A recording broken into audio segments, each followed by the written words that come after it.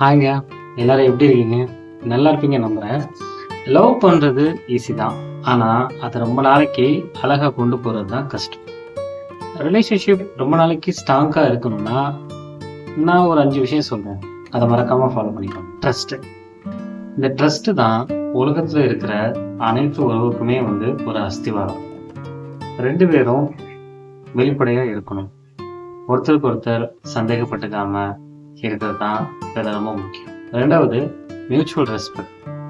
ஒருத்தரோட எண்ணங்களுக்கும் உணர்வுகளுக்கும் அவங்களோட பவுண்டரிஸ்க்கும் நம்ம எப்பவுமே ரெஸ்பெக்ட் கொடுக்கணும்.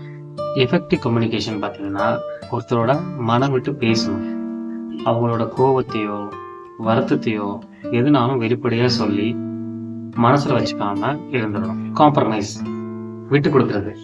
இங்க நீ ஜெயிச்சிட்ட நான் தோத்துட்டேன் அந்த மாதிரி இல்லாம நம்ம உறவு ஜெயிக்கணும். அதனால எப்பவுமே விட்டு கொடுத்து போறதுல தப்பு இல்லை. கமிட்மெண்ட்.